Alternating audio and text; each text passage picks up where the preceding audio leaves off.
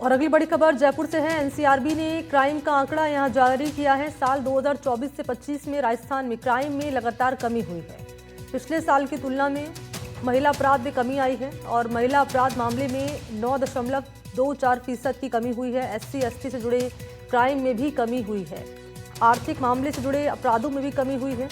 दरअसल पिछले 2 सालों में क्राइम में 19.45% की गिरावट दर्ज की गई है।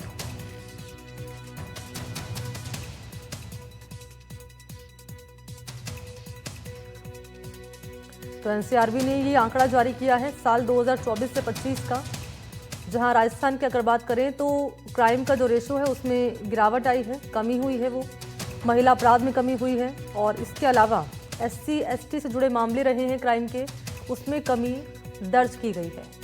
आर्थिक अपराध मामले में भी कमी हुई है और 2 साल में अगर नज़र डालें तो क्राइम में 19.45% की गिरावट दर्ज हुई है।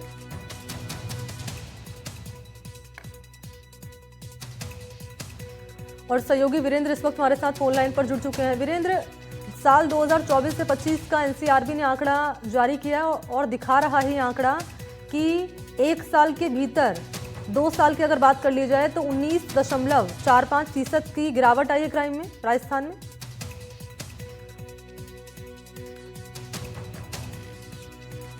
वीरेंद्र,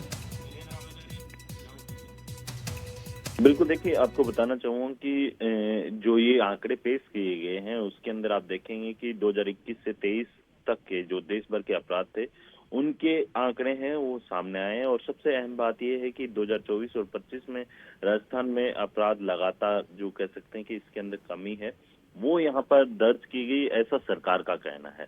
क्योंकि आप देखेंगे 2023 के अंदर जो है पूर्ववर्ती जो अशोक गहलोत सरकार रही है उनका शासन था और उसी दरमियान के जो ये आंकड़े हैं ये प्रदर्शित किए गए हैं। क्योंकि राजस्थान के जो अगर 2024-25 की बात की जाए तो 2024-25 के आंकड़े अभी आने बाकी हैं। यानी आप देखेंगे कि अगर मैं महिलाओं के विरुद्ध अपराधों की बात करूं तो इसके अंदर 45,450 से जो कह सकते हैं कि अपराध है वो दर्ज किए गए थे, लेकिन वो घटकर 36,653 मुकदमे दर्ज हुए हैं। यानी इसके अंदर कुल मिलाकर जो है यहाँ पर कमी देखी गई है। इसके साथ ही अगर आप बात करें अनुसूचित जनजाति के विरुद्ध अपराधों की तो इसके अंदर 8,449 से घटकर जो है 7,008 के मुकदमे हैं वो दर्ज किए गए हैं।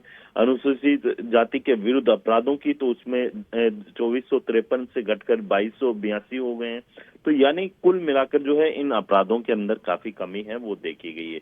और आप 2 वर्षों में अगर आप देखेंगे कि 19.45% की जो गिरावट है वो यहाँ पर दर्ज की गई है।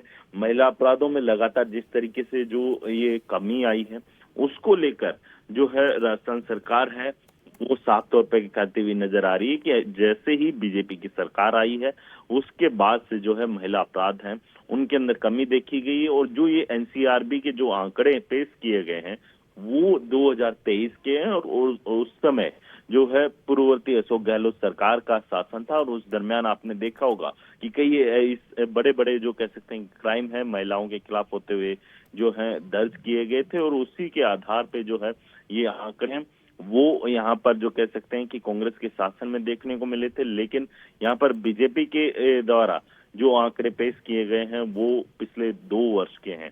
जीवन ठीक है वीरेंद्र, बहुत शुक्रिया आपका तमाम डिटेल साझा करने के लिए। और इस बीच बात करेंगे सीएम के दौरे की। तो आज कोटा के दौरे पर मुख्यमंत्री रहने वाले हैं। रावण दहन कार्यक्रम में मुख्यमंत्री होंगे शामिल और शाम 5 बजे का वक्त है जब कोटा एयरपोर्ट पर मुख्यमंत्री पहुंचेंगे।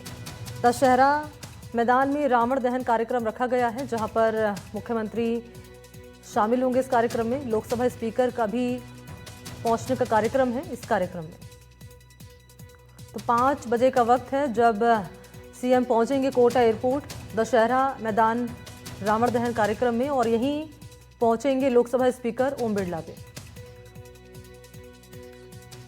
और बात करेंगे कोटा से आ रही बड़ी खबर की, जहां एक और छात्र ने सुसाइड कर लिया। विज्ञान नगर इलाके में इस छात्र ने आत्महत्या कर ली अपने कमरे में फंदा लगाकर।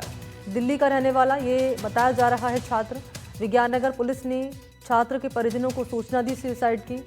दरअसल ये छात्र 2 साल से कोटा में रहकर नीट की तैयारी कर रहा था।